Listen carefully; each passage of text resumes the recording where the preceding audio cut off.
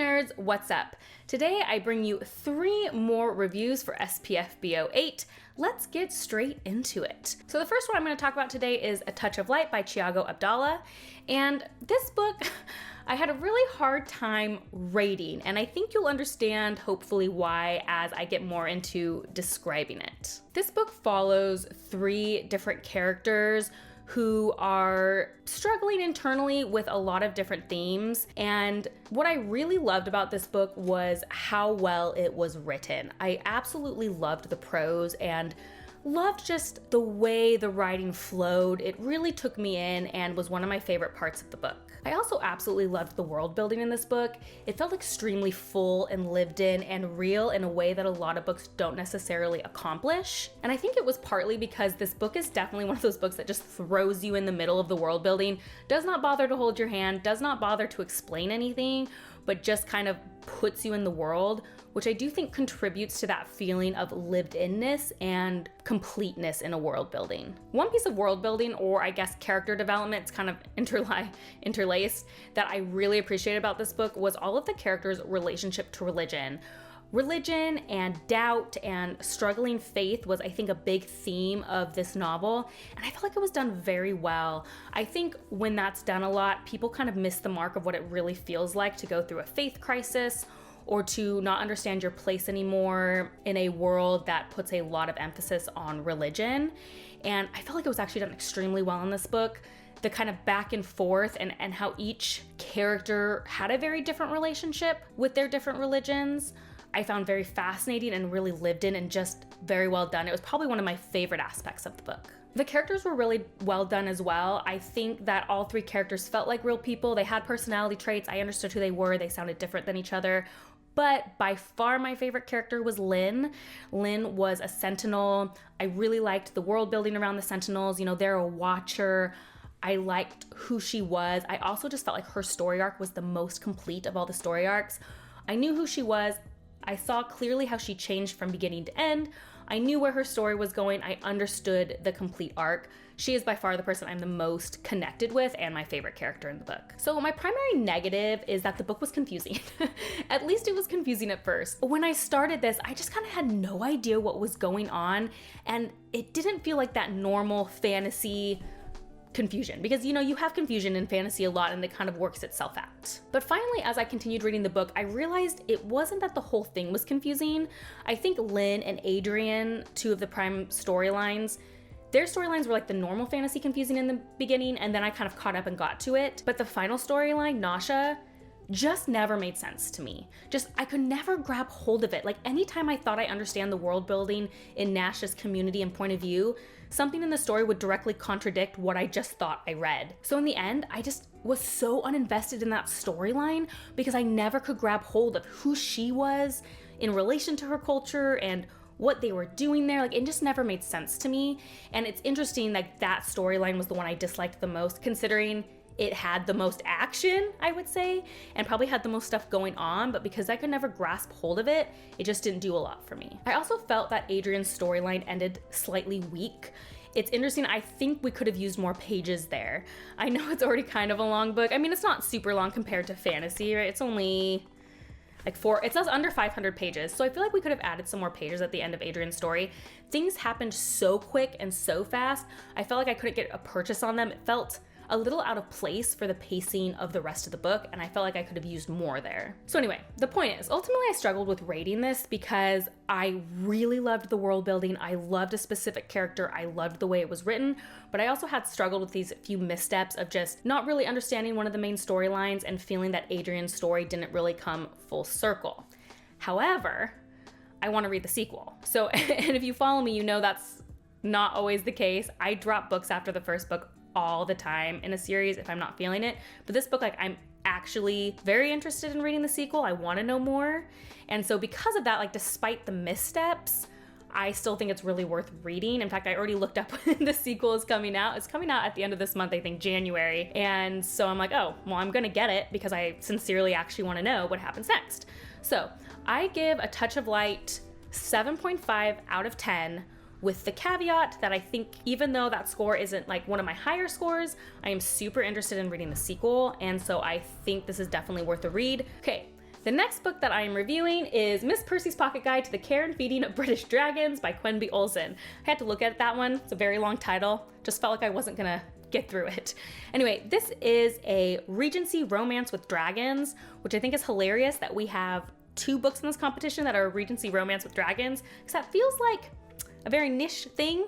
And so I always love when 2 books of kind of that same random niche like really make it in the same competition. Either way, I enjoyed this book. It had an incredibly witty writing style that I really enjoyed. Very well written. I really was taken in by just even the very first page in the way that it was executed. I think this is definitely one of those books you come for the writing style because it's so fully formed, it's so full of personality, and you just immediately understand what this book is as you start reading it, and you just know you're gonna have a good time. I was reading this over Christmas, and it was just a great book to read over Christmas. Cozy vibes, witty, good writing, and it was a perfect time for me to read it. I liked our main character, Mildred.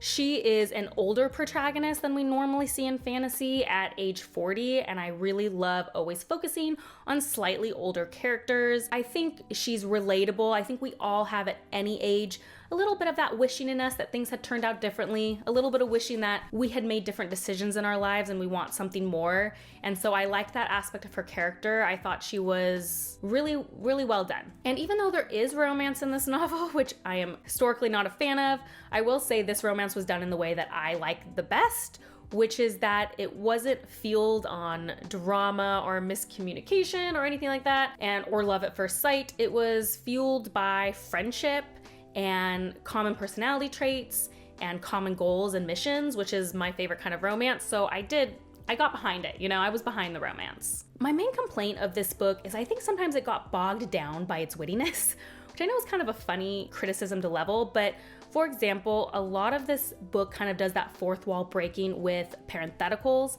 And while I really enjoyed that in the beginning, it just happened so much by the middle of the book that I got bogged down. At some point I was like, okay, parentheticals within parentheticals are happening way too often to the point where I don't feel like the story is moving in a natural way.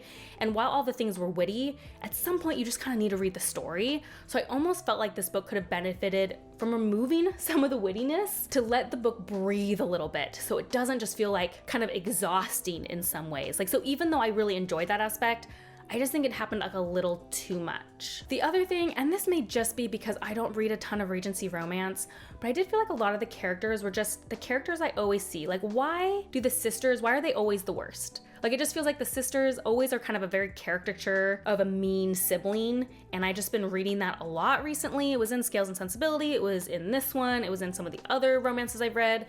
So I wish there was just a little fresher with that aspect of this book, since I felt that Mildred was a nice, fresher character, and some of the other characters were, so that kind of lost me a teensy bit as well. Either way, I think this book has wide appeal. I think it was a super enjoyable read, great wit. I think so many people are going to enjoy this, and I score it a 7.5 out of 10. Okay, the last book I am rating today is The 13th Hour, which is book 1 of The Cruel Gods by Trudie Skies. This novel is a world where there are 12 domains with 12 distinct fantasy races and how they all work and live together under the powers of their 12 different gods, who are, by the series title you can guess, very cruel. They are terrible gods, they are terrible stewards to their humans, and the story follows our main character, Kale, who is a part of a group called the Godless, whose goal is to take down the gods. They don't want to be a part of the gods anymore. So the first 2/3 of this novel were my complete jam. Like, I was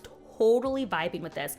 I absolutely loved the world building. And one thing I did love about it is I get asked all the time on my YouTube channel and comments to recommend a book with lots of fantasy races. People are always like, there's not enough. It's all humans. I want more fantasy races. And this is a perfect book. If you have asked me that, this is the book for you.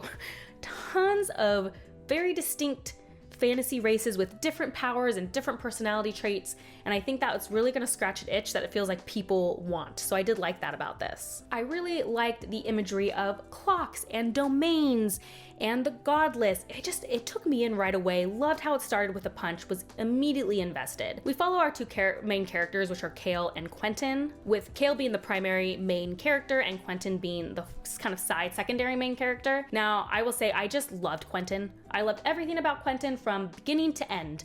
I loved his storyline. It was pretty dark, but it also, I think, raised a lot of very interesting moral questions about what he was doing to himself and the health of that and what you would have done in that situation. I found it very fascinating. His relationship with other characters were also very interesting, a kind of nice little mystery to unfold. Really just liked his character development.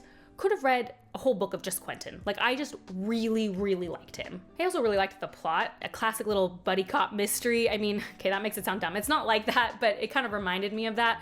You know, the two people who kind of team up, who wouldn't normally team up. I think that's a very typical trope that a lot of us really love. I love seeing those character dynamics. But I did struggle with the last 1/3 for a few specific reasons. First, in the last bit of the novel, I felt like most of the emotional stakes or the emotional tension of the novel relied on a single character that I just didn't care about. I didn't care about them. They were a part of a minor romance subplot that I already didn't care about, and so when a lot of the emotional tension hinged on that character, I struggled feeling connected. And one aspect of it was our main character, Kale, kept being like, this person isn't acting normal, they're acting abnormal, this is such a travesty. But I didn't feel like I even knew enough about that character to know that. Like, every time Kale told me that they were acting abnormally, I was like, are they? Huh. I wouldn't have guessed. I wouldn't have known, because I knew so little about that character. As fleshed out as our two main characters, Kale and Quentin, and some of the other side characters felt, this character, who a lot of the emotional tension hinged on at the end, I really felt like I knew nothing about. And so that really harmed a lot of the last part of the novel for me, because I just couldn't feel connected to it. I also think our world building got away from the author just a tiny bit at the end. As much as I loved all the different powers and domains, at some point at the end I started questioning why our heroes were using powers that our villains or antagonists weren't. Like, I think maybe some of the characters were too powerful and there weren't enough limitations, at least as described in the book, on some of these powers, because I kind of kept questioning myself, like, well, why aren't they just using this power? Why aren't they using this power? How is this working this way? And normally I try not to get bogged down in it, but at some point when it becomes so prevalent, it's just impossible to ignore. That does hurt the world building a little bit for me, because I felt like it hurt some of the escapes at the end or some of the drama at the end, because I wasn't sure why or when or how they weren't or were using their powers. Either way, I still recommend this book, even though I had some issues with the end. This was one of 2 SPFBO books so far that had me staying up late to read it. Like, I would finish a chapter and it would be past my bedtime, but I'd be like, okay, just one more chapter. I just kind of want to know what happens next. So I was feeling very invested. I also think my issues with the end are going to totally be on a person-by-person basis. I would not say my opinion is the prevailing opinion. I think the ending could work for a lot of people, just kind of missed for me. However, still did enjoy so many aspects of this book, so I am giving it a 7 out of 10. Okay, it has been a great SPFBO so far. I feel like the scores are all really high, at least for me. Was not expecting so many high-rated books. I think you can't go wrong with any of the books that are in SPFBO this year. Please let me know in the comments below if you've read any of these 3 and what you thought of them. As always, if you like these kind of videos, please like and subscribe. That is the best way to support me. And if you want to see what I'm currently reading, you can check me out on Instagram at bookborn.reviews. I'll see you next time. Bye.